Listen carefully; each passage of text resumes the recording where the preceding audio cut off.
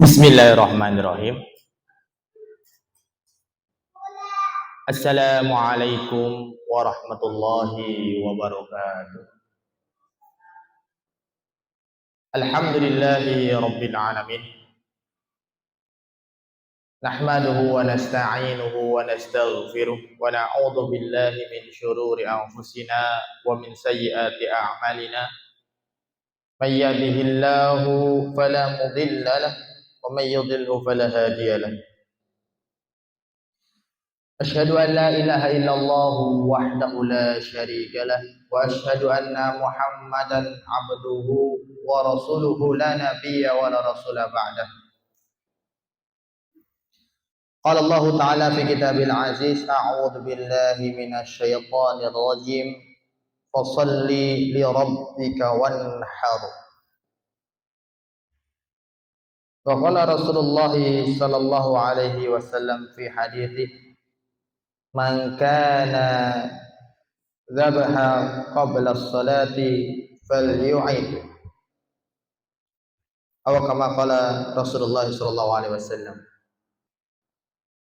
Alhamdulillah, kita ucapkan rasa syukur kita kepada Allah Subhanahu wa taala di mana Allah masih memberikan kita kenikmatan-kenikmatan yang dapat kita rasakan, baik itu kenikmatan berupa makanan atau pakaian, kesehatan, waktu luang, dan nikmat yang terbesar yakni adalah nikmat keislaman, keimanan.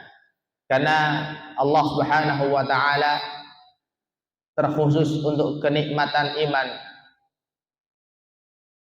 memberikan kepada hamba-hambanya yang terpilih. Maka hidayah, keimanan dan keislaman itu tidak bisa dibandingkan dengan nikmat-nikmat yang lain.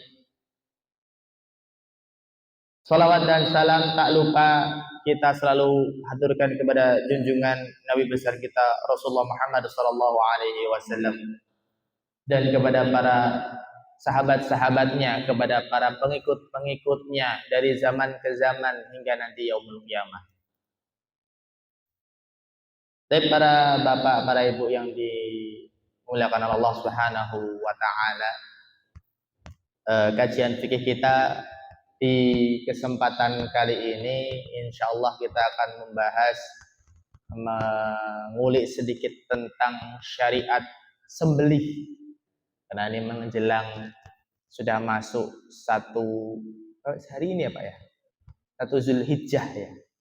Ini bagi para bapak atau para ibu yang berkurban di tahun ini, mulai hari ini disunnahkan untuk tidak potong kuku dan potong rambut terlebih dahulu. Dan begitu pula kepada keluarganya. Nah, nanti para bapak, para ibu, bapak, terutama para bapak niki yang kepala keluarga, disunahkan sak istri dan keluarganya, anak-anaknya disunahkan tidak potong terlebih dahulu, entah itu potong rambut atau potong kuku, sehingga nanti sampai kapan? Sampai hewan sembelihnya disembelih. Itu sedikit disunnah. Mari kita membuka sedikit pembahasan khusus kita, karena ini penting supaya menjadi wawasan kita, pun juga kita tahu bagaimana cara penyembelihan, entah itu kurban atau akikah dan hal lain sebagainya berkenaan tentang penyembelihan secara Islam. Di dalam buku Minhajul Muslim, tepatnya di bab kurban dan akikah, halaman 544, mendefinisikannya, hewan kurban niku adalah hewan yang disembelih pada waktu duha di hari Id dalam rangka bertaqarrub kepada Allah Subhanahu wa taala. Dan ini asal muasalnya kurban itu sudah ada sejak zaman dahulu. Sejak zamannya Nabi Adam alaihi salam. Beliau ketika kesepian di surga, lalu beliau sampai akhirnya dalam kisahnya Allah menciptakan ibu dari para manusia ini adalah Hawa. dari tulang rusuk beliau Nabi Adam alaihissalam. Lalu ketika Nabi Adam tertarik kepada Hawa, Allah mencegahnya. Engkau harus memberikan terlebih dahulu harta terbaik. Maka Nabi Adam alaihissalam dikisahkan bahwa beliau menyembelih seekor kambing, ya, diberikan untuk maharnya. Dan kurban juga terjadi ketika Nabi Adam alaihissalam, ketika keempat anaknya atau kedua anak laki-laki Habil dan Qabil berselisih berkenaan tentang pernikahan. Allah Subhanahu wa taala mensyariatkan, karena Habil dan Qabil itu dua watak manusia yang saling bertolak belakang.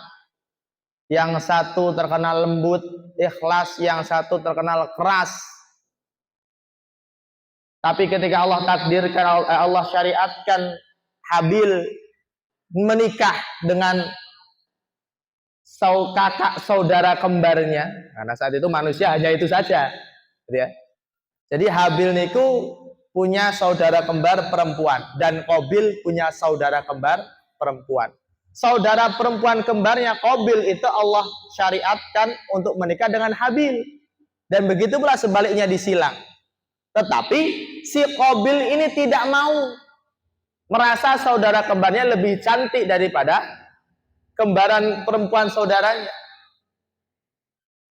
Maka Allah memberikan perintah kepada Nabi Adam untuk menyelesaikan bagaimana kedua orang ini untuk mengkurbankan harta terbaiknya.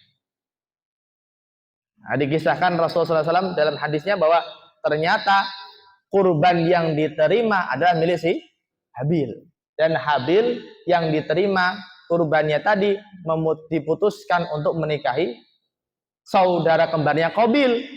Maka terjadilah pembunuhan di sana, dan itulah pembunuhan manusia pertama kali di dunia.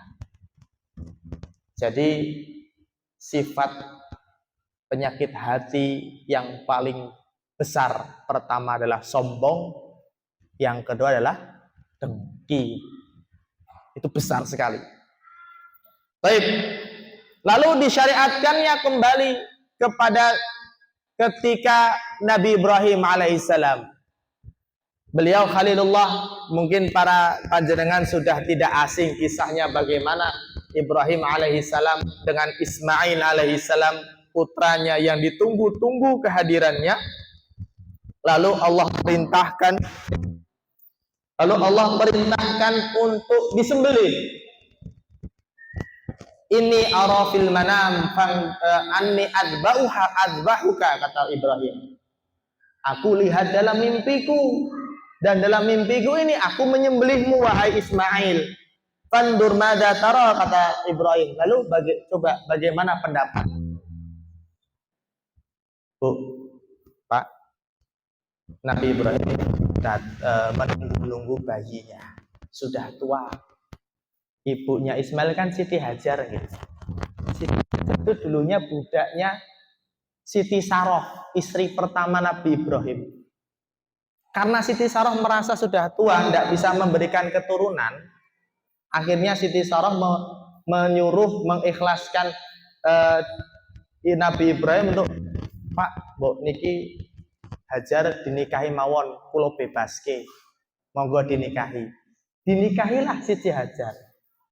Qadarullah wa ma syaa fa'al, Allah memberikan keturunan Nabi Ismail dari Siti Hajar. Terjadilah, mungkin biasa Bu, kecemburuan. Itu sunatullah. Maka Allah perintahkan Hajar dengan Ismail yang masih bayi untuk ditinggalkan, dipisahkan dengan istri yang pertama. Ditinggalkan di sebuah padang pasir yang tandus, tidak ada tanaman sama sekali, tidak ada kehidupan sama sekali. Allah suruh perintahkan tinggal di sana. Nabi Ibrahim segera berkemas sampai di tempat. Nabi Ibrahim membangunkan tenda, meninggalkan sedikit air dan sedikit makanan, langsung Nabi Ibrahim pergi pulang kembali. Saat itu posisinya Nabi Ibrahim itu di Irak. Dari Madinah, dari Makkah, Arab ke Irak. Jauh sekali. Di situ Nabi Ibrahim sebelum pergi, Nabi Ibrahim tanpa ada kata-kata, tanpa ada menoleh sedikit pun kepada Hajar dan Ismail, beliau langsung memalingkan muka dan wajahnya berbalik arah pulang. Siti Hajar bertanya, mau kemanakah engkau wahai Ibrahim? Tanya lagi yang kedua, apakah engkau tega meninggalkan kami di sini Ibrahim? Karena saat itu Nabi Ismail itu dikatakan masih merah, Bu. Masih merah itu berarti belum ada 2 bulan berarti. Ditanya lagi yang ketiga, akhirnya yang ketiga tanya, apakah ini perintah Rabbmu? Nabi Ibrahim yang sudah agak jauh langsung berhenti, beliau tanpa memalingkan wajah tapi menjawab, ya, ini perintah Allah. Nah, kata seorang istri yang solihah, kalau begitu Allah tidak akan menyia-nyiakan hambanya. Hajar yakin bahwa Allah tidak akan menyia-nyiakan hambanya yang bertakwa kepadanya. Maka Ibrahim pergi. Atau terjadilah yang namanya peristiwa yang kita tahu, Siti Hajar lari-lari dari sofa ke Marwa karena saking kehausannya. Si Ismail yang kecil lalu dengan izin Allah memunculkan mata air yang paling sampai sekarang paling terbaik di dunia, yakni Zam-Zam. Arti Zam-Zam itu berkumpul. Zam-Zam itu artinya mengumpulkan. Maka Siti Hajar mengatakan Zam-Zam, Zam-Zam, Zam-Zam, berkumpullah, berkumpullah.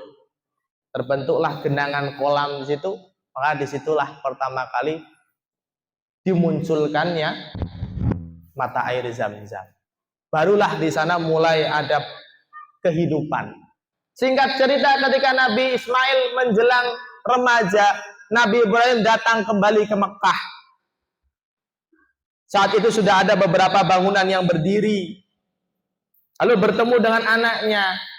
Tetapi nggak lama kemudian Nabi Ibrahim bermimpi, Anni azbauka, aku menyembelihmu wahai Ismail. Fandur madza tara. Kalau begitu coba apa pendapatmu? Soalnya dikisahkan Nabi Ibrahim itu bermimpinya sampai 3 kali. Maka ketika seorang nabi bermimpi sampai 3 kali, itulah perintah atau wahyu dari Allah Subhanahu wa taala. Kata Nabi Ismail apa? Apa raimane manpa apa? Aku sing ditenteni, ditunggu-tunggu, diarep-arep, ditimang-timang, ditinggal wayah gede, dibeleh. Apa begitu jawabannya? Enggak. Kata Ismail apa? If'al ma tu'mar, kerjakanlah apa yang diperintahkan kepadamu. Satajiduni insyaallah minas sabirin. Engkau akan mendapatiku insyaallah menjadi orang-orang yang sabar, termasuk orang-orang yang sabar. Maka Nabi Ibrahim bersiap, berpamitan dengan ibunya, dengan istrinya. Pamitannya nggak mungkin loh, pamitannya bu, enggak anaknya pamit arep tak sembelih, itu nggak mungkin. Maka dikisahkan bahwa Nabi Ismail berpamitan untuk melaksanakan perintah Allah, untuk beribadah kepada Allah. Pamitannya begitu sampai di sebuah tempat, lalu Nabi Ibrahim sebelum melaksanakan sembelihannya ada pesan-pesan dari Ismail kepada bapaknya, wahai bapakku, aku punya pesan, beberapa pesan sebelum aku melaksanakan pengorbananku kepada Allah. Pertama, tolong tajamkanlah pisaumu. Sesungguhnya aku nanti dalam keadaan berat, artinya apa? Akan merasakan sakit. Maka semakin tajam, semakin cepat, semakin sedikit dia merasakan sakit. Itu kata Ismail. Yang kedua, tolong ikat tangan dan kakiku supaya aku tidak berontak. Ditakutkan nanti kalau aku berontak, Allah menganggapku atau aku menganggap diriku memberontak kepada perintah Allah. Bayangkan Bu, bapak yang solih melahirkan anak yang solih, mau disembelih aja jaluk diikat. Yang kedua, yang selanjutnya, tutuplah mataku supaya aku tidak terlihat wajahmu nanti. Yang terakhir, cincingkanlah lenganmu supaya darahku tidak mengotori bajumu. Terakhir, sampaikanlah salam kepada ibuku, kabarkanlah bahwa aku telah melaksanakan perintah Allah. Dia nggak nangis, Bu. Saya aja membaca kisahnya ngelus dada, Bu. Gemetar saya itu. Disembelihlah itu, sudah diasah, sudah dengan tajam, sangat tajam sekali. Bahkan ketika dikisahkan itu, lehernya sudah tertempel alat belihnya itu, alat sembelihnya itu sudah tergesek. Tapi diulang 2-3 kali, tidak terputus, tidak ada luka.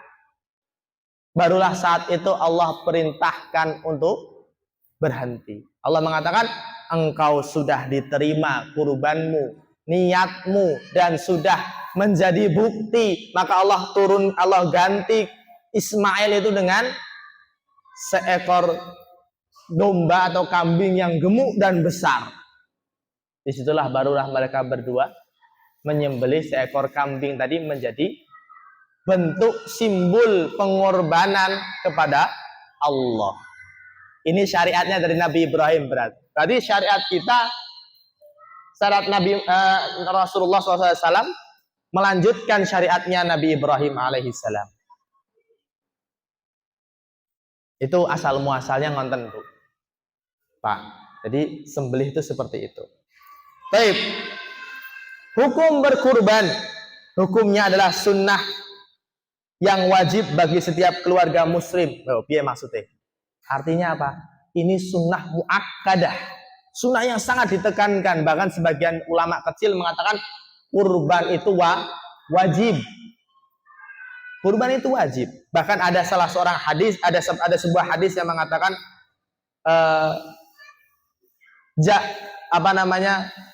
janganlah mendekati kepadaku kalau dia tidak mau berkurban sedangkan dia masih punya makan dan minum. Bayangkan. Jadi standar tidak bisa berkurban itu kalau sudah tidak bisa makan, minum. Tapi kalau bisa makan dan minum, kata Rasulullah, jangan mendekati kepada majelisku. Artinya Rasulullah tidak suka.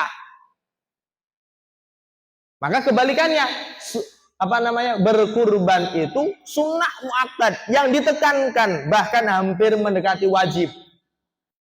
Salah satu perihal yang dibolehkan hutang berhutang adalah berkurban. Dengan syarat atau dengan keyakinan bahwa dirinya mampu melunasi hutang tersebut. Kalau jangan suka hutang, mau makan besok aja masih mikir dari mana mau bilang berkurban. Ya jangan. Tapi ketika perkiraan gaji saya sekian, saya tidak bisa berkurban kalau langsung bayar 1,5 juta atau 2 juta. Kalau begitu saya bisa nyicil lah, minjem dulu mungkin ke bakule, Pak D niki tak tunggu kurban, tak DP 500, 1 juta nih kok cicil setahun. Ya nggak apa-apa. Itu yang diperbolehkan dengan syarat apa? Dirinya yakin mampu untuk melunasi hutang tersebut. Fasholli li rabbika wanhar. Ini surat Al-Kautsar. Maka salatlah karena Rabbmu dan berkurbanlah. Barang siapa yang berkurban sebelum salat Id, maka dia mengulang. Ada hadisnya, salah satu hadis Rasulullah. Dahulu kala dari Abu Ayyub Al-Ansari, ada seorang di zaman Rasulullah SAW yang berkurban untuk dirinya dan keluarganya. Jadi berkurban itu boleh enggak atas nama lebih dari satu orang? Sebenarnya dalam satu kambing enggak boleh. Tapi kalau yang berkurban adalah kepala keluarga, maka gugurlah keluarganya untuk berkurban. Artinya kewajiban atau mungkin pahala kurban itu sudah mengalir kepada istri dan anak-anaknya.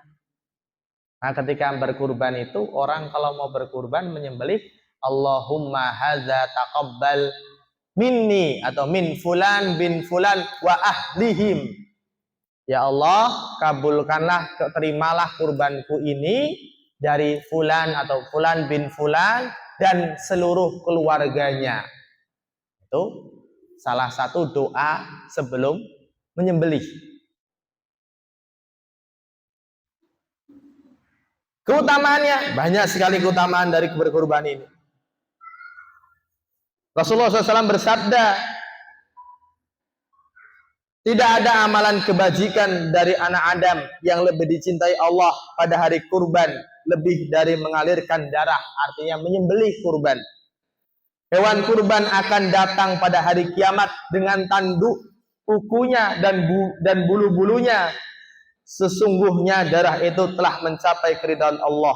Sebelum mencapai tanah, maka kerjakanlah dengan kerelaan hati.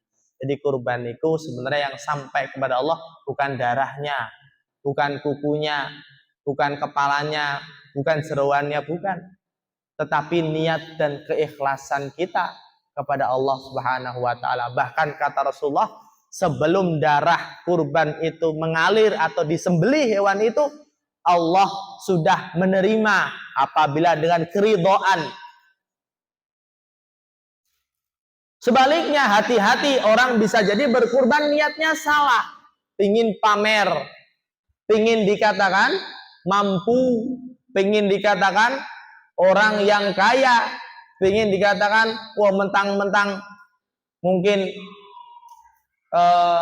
tokoh, jadi harus terlihat wah. Ini yang menjadi salah. Pokoknya nanti disebut besar keras-keras, dipampang namanya besar-besar. Ada kejadiannya. Saya pikir dulu nggak ada, ternyata ada. Orang berkurban seperti itu. Maka yang inti berkurban itu bukan kurban nanti darahnya dipersembahkan untuk Allah, bukan. Tapi niat keikhlasan kita berkurban, itulah yang dinilai oleh Allah Subhanahu wa taala. Hikmahnya apa? Pertama, mendekatkan diri kita kepada Allah Subhanahu wa taala. Salah satu dari ibadah yang besar selain sholat adalah menyembelih. Itu ibadah besar. Bahkan dikatakan bisa jadi kita keluar dari Islam apabila kita menyembelih bukan atas nama dasar Allah, bukan dengan kalimat Allah, bukan karena niat karena Allah. Itu bisa jadi batal Islam kita. Seperti apa kejadian pada zaman jahiliyah, orang-orang haji niku setelah haji tawaf ke Ka'bah niku zaman jahiliyah, mereka menyembelih hewan kurban di depan berhala-berhala, disembelih di depannya. Nah, ini yang menjadi kesesatan dan sekarang masih terjadi. Sembelih ayam. Biar apa? Biar tidak jadi kecelakaan, karena biasanya di perempatan sini sering kecelakaan. Ada pohon di perempatan situ dikasih jarik kain kotak-kotak hitam putih. Oh, itu masih ternyata di sini, Pak. Di Gentan sini ada 1, 2 saya pernah ketemu itu. Saya masih geleng-geleng lah, haula wala quwata illa billah. Terus di depannya masih ada ayam, kadang atau mungkin ada beberapa, saya tidak mengatakan semuanya, cuman perguruan silat oknum saja itu sampai ada syarat untuk menyembelih hewan ayamnya harus syaratnya seperti ini. Ya, ada syaratnya ayam hitam semuanya atau merah semuanya atau putih semuanya. Saudara saya ada seperti itu. Saya tanya, kan ngerengek sama sepupu saya itu, ngerengek sama orang tuanya. Pak, mbok aku tukone ayam, dikira nggo open-open engon-engon lho. Maksudnya pelihara. Ternyata buat apa? Ini nggo makan-makan, bilang gitu. Lah kok makan-makan kok nggo syaratnya ayam cemani hitam semua. Terus bobotnya harus sekian kilo. Saya kira tuh ayam cemani itu murah kayak 50 ribuan gitu loh, Bu. Tibain nganti 200-300 sewu ternyata, ya Allah, ya Allah. Kembali, maka berkurban menyembelih bukan atas nama Allah, maka itu tertolak dan bisa jadi keimanannya batal. Itu berkurban. Maka ini harus jadi hati-hati, Pak, Bu. Saya tuh sering hati-hati atau sering kasih tahu sama ustadz saya tuh, ada salah satu ustadz saya yang nggak mau tuh makan makanan, mohon maaf, ini kan pilihan. Ayam apa, rocket chicken atau apa, enggak mau. Karena menurut ustadz saya itu ayamnya enggak jelas siapa yang nyembeli, bagaimana orangnya. Tapi kan mungkin gitu ribet ya, Bu ya. Kalau saya melihat mayoritas saja, di Gentan Raya ini mayoritas Muslim. Insya Allah sembelihan makanan di sini halal, Muslim semua. Yang jual ayam potong, berkerudung, insya Allah sembelihannya Muslim sah. Yang jual ayam itu orang yang sholat 5 waktu, jelas orang Muslim, insya Allah sah.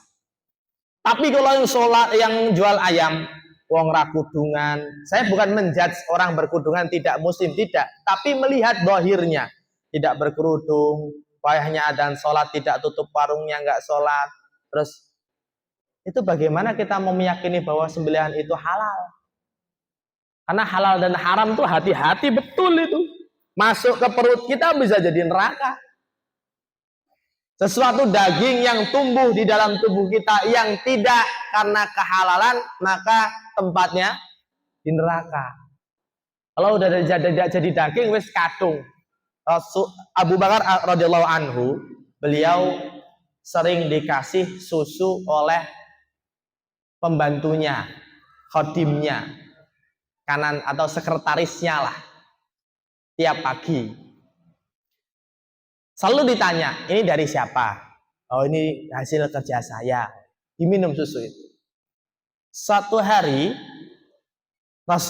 Abu Bakar tidak menanyakan itu, langsung diminum. Lalu sesudah habis, datang tanya kepada pembantunya tadi, ini susu dari siapa? Kalau ini tadi saya dikasih, tapi nggak tahu siapa yang ngasih. Apa kata Abu Bakar? Abu Bakar langsung menusuk atau memasukkan kedua jarinya ke dalam mulutnya. Lalu berusaha untuk memuntahkannya. Kenapa? Karena menganggap ini masih subhat. Siapa orang nggak tahu ini. Yang memberi dan siapa orang. Kembali, maka sembelihan ini menjadi hati-hati. Maka karena kehati-hatian inilah, terus akhirnya ada, alhamdulillah masyarakat kita sudah mulai sadar, ada rumah sembelih halal, ada juru sembelih halal. Karena saat itu banyak ternyata sembelihan ngawur. Saya pernah ke pasar ayam di sampingnya Kelitian itu loh, Bu. Itu dulu masih kecil saya, kelas 2 SD. Kebetulan orang tua saya itu kalau beli ayam sukanya ayam yang di sana langsung, enggak di ayam potong-potong di jalan, enggak. Beli ayam utuh gitu, karena saat itu juga jualan di kantin-kantin itu Kentucky gitu loh. Belilah ayam berapa potong. Biasanya ayam ada pelanggannya yang diyakini Muslim tuh, nanti tolong disembelihkan di sana aja, mesin ayamnya di sini, nyembelihnya di sana. Lah qadarullah yang biasa tempat nangani itu bubut ke ayam itu tutup. Akhirnya nyari orang sekitar situ. Ada ibu-ibu, katanya nggak kudung. Terus nyembelih ayam itu bukan disembelih, dibolongi, Bu. Nah, dibolongi itu terus aja cetek, masukkan ke styrofoam, ngucur darahnya itu. Ayamnya lama-lama keplok. Dari situ terus ayam pertama, kata Orang tua saya, dah bu, yang lain dari sembelih itu buat jenengan saja. Kenapa? Karena tidak sesuai dengan syariat. Ayamnya mati bukan karena sembelih, tapi karena terluka. Jatuhnya bangkai.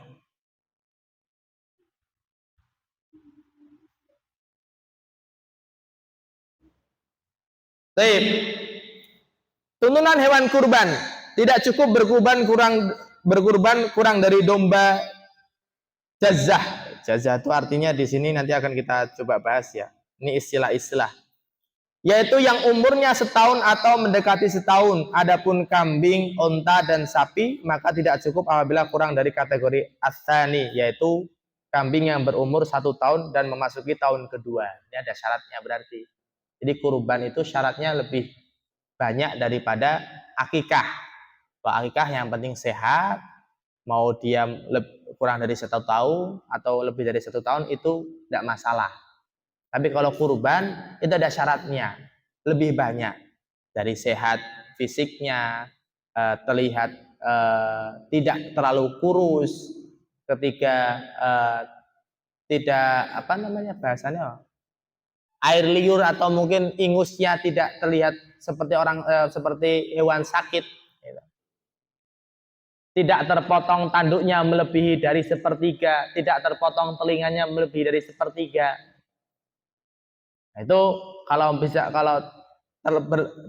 terjadi maka bisa jadi itu bukan sembelihan yang baik. Termasuk minimal usia hewan kurban. Kalau kambing itu 1 tahun. Orang niteni biasanya poel giginya, tapi belum tentu gigi poel itu 1 tahun. Ada, saya dikasih tahu baru aja kemarin teman saya itu. Wes poel hurung. Terus teman saya ingatkan, poel itu belum tentu 1 tahun. Memang kebanyakan gigi kambing itu poel atau lepas itu 1 tahun umurnya. Tapi ada juga kambing yang belum 1 tahun sudah poel. Makanya hati-hati. Jangan asal terima dari penjual hewan, wes poel pak, santai wae. Jangan, dipastikan dulu. Nah, enggak harus jantan, Pak. Akikah itu betina boleh, jantan boleh, kurban pun boleh, betina jantan juga boleh. Tapi memang syarat berkurban jauh lebih banyak daripada akikah. Karena termasuk dari minimal umur hewan kurban. Tadi baru kambing ya. Yang kedua, sapi itu minimal 2 tahun memasuki tahun ketiga. Ya, itu sapi. Dan unta itu minimal 4 tahun memasuki tahun kelima. Itu unta. Mereka enten sing kurban unta. Teman saya dulu sekarang di Yaman. Kurban unta itu satu untanya kalau dirupiahkan 50 juta. Itu yang paling kecil. Berarti yang paling besar ya 60-70 juta lah. Kurang lebih seperti itu. Kedua, kesempurnaan hewan kurban.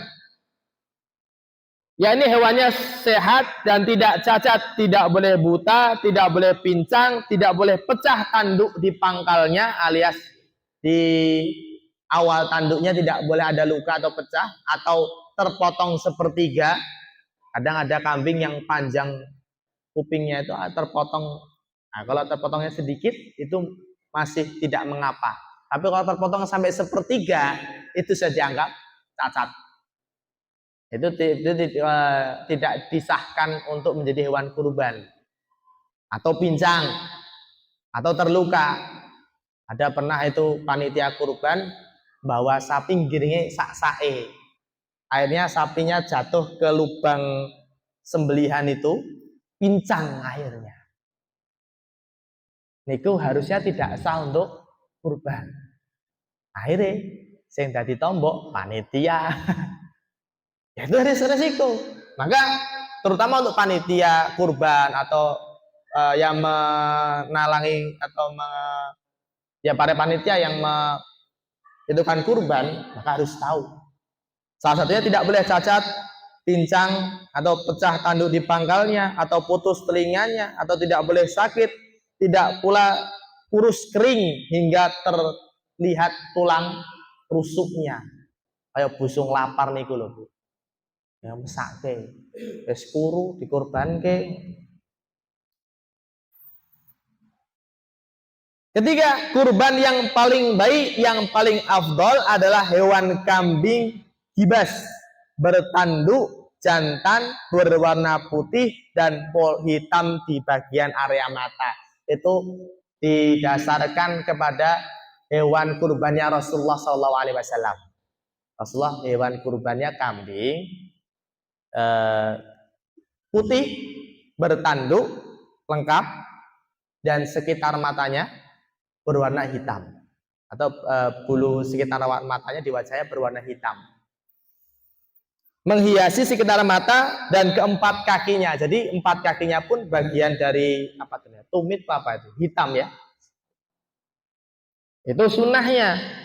Sebab kambingnya seperti ini disukai oleh Rasulullah dan beliau pernah berkurban menggunakannya. Aisyah radhiyallahu anha pernah menuturkan sesungguhnya Nabi menyembelih kambing gibas yang memiliki tanduk, menginjak dengan tapak yang hitam, berjalan dengan kaki yang hitam, melihat dengan mata yang hitam. Artinya bagian hitamnya ada di empat kakinya dan kedua sekitar matanya. Niku kambing yang disunahkan. Sunahnya niki nggak harus muakadah, ada ya alhamdulillah, nggak ada yang penting kurban. Nonton. Nggak harus jantan, betina juga boleh. Tapi betina itu diusahakan tidak sedang dalam keadaan hamil. Kalaupun hamil tidak tahu, tidak mengapa. Nah, karena tahun kemarin ada ternyata hewan betinanya dia hamil. Kadang kambing kan hamil nggak hamil, ada yang kelihatan, ada yang enggak. Disembelihlah itu. Nah, secara syariat kata Rasulullah, sembelihan ibunya ya sembelihan anaknya. Berarti anaknya enggak perlu disembelih lagi. Maka anaknya yang di dalam janinnya tadi itu, yang di dalam kandungannya itu halal, boleh.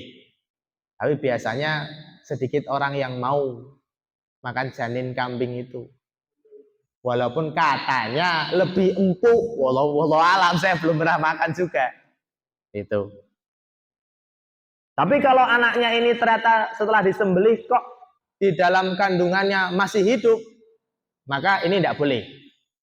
Tidak boleh di kadung iki mbok wis mati sisan di enggak, itu tidak boleh. Statusnya berarti sudah kambing hidup, nunggu setahun dulu baru disembelih.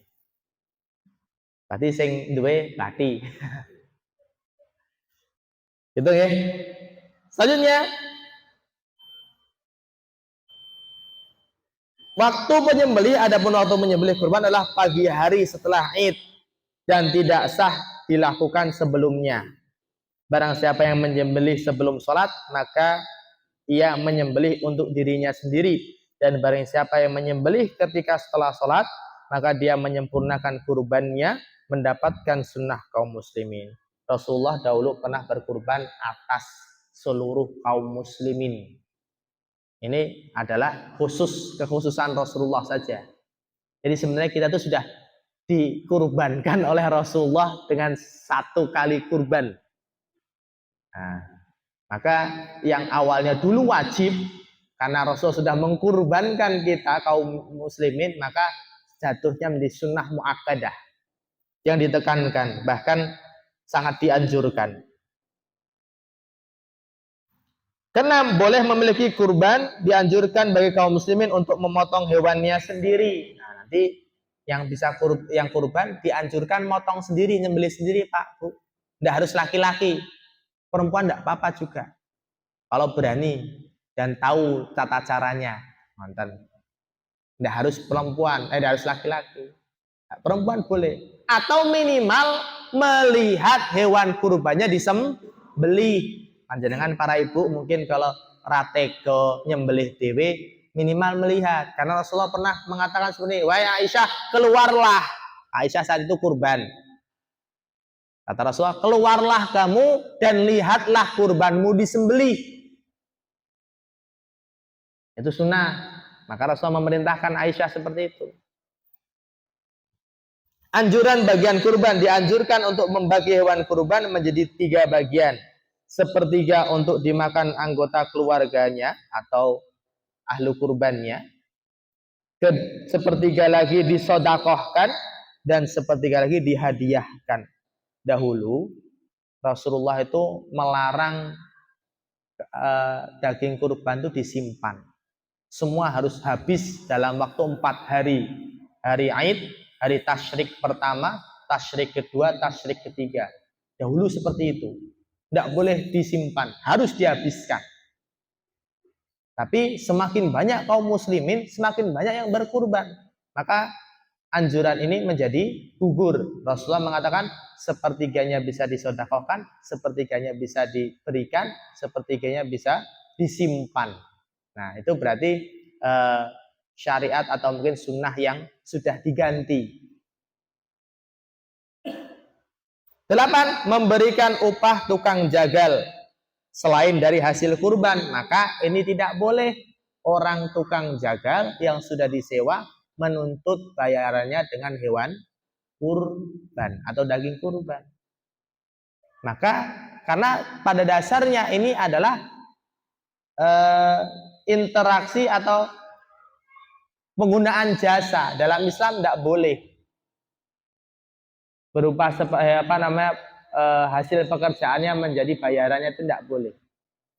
Maka nanti para panitia atau mungkin nanti di luar sana bisa mengingatkan, aku tak jaluk, kadang gitu ya, jagal, aku tak jaluk buntute, itu tidak boleh. Kecuali kalau dari panitia memberikan sodakoh kepada jagal di luar dari akad. Nonton setelah nyembelih selesai, pekerjaan selesai, nggih, dibayar sesuai dengan kesepakatan. Setelah itu, Mas, Pak, Bu, niki enten sekedik sedekah saking dari kita panitia. Maka akadnya sedekah sudah berbeda.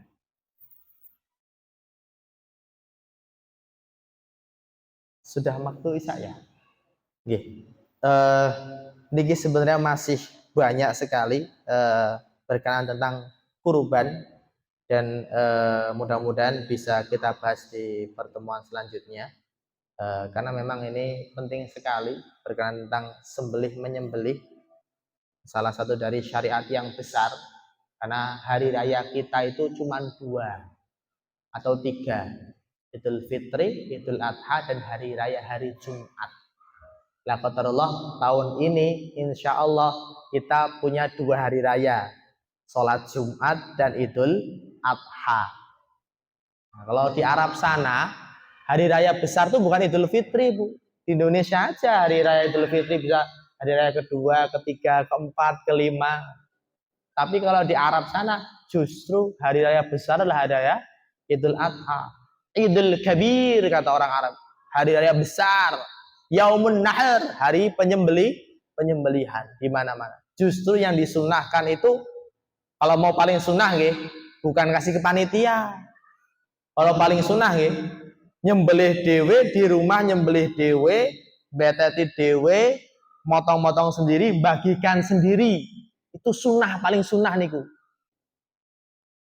Paling sunnah. Kalau berarti panitia gak sunnah? Ya ndak. Memberikan pelayanan kepada kaum muslimin dan masyarakat itu boleh. Aku ra iso nyembelih, aku takut gak sah atau bagaimana, wis tak kayak panitia Masjid Ali aja, Masjid Ali Zubaidah aja, tidak apa-apa. Nah, begitu. Kalau tidak mampu, tapi paling sunnah kalau jenengan paling mau tahu, paling sunnah ya sembelih sendiri, nguliti sendiri, motongi sendiri. Kalau perlu masak sampai jadi dibagi sendiri, dibagikan sendiri. Itu sunnah. Nonton. Itu nggih. Mudah-mudahan apa yang disampaikan menjadi bermanfaat buat kita semua, menjadi sebuah ilmu yang bisa mengulang, minimal mengulang atau yang belum tahu menjadi tahu. Mudah-mudahan itu yang bisa kami sampaikan. Aku qouli hadza wa astaghfirullah wa lakum subhanaka wa bihamdika asyhadu an la ilaha illa anta astaghfiruka wa atubu ilaik. Alhamdulillahirabbil alamin. Assalamualaikum warahmatullahi wabarakatuh.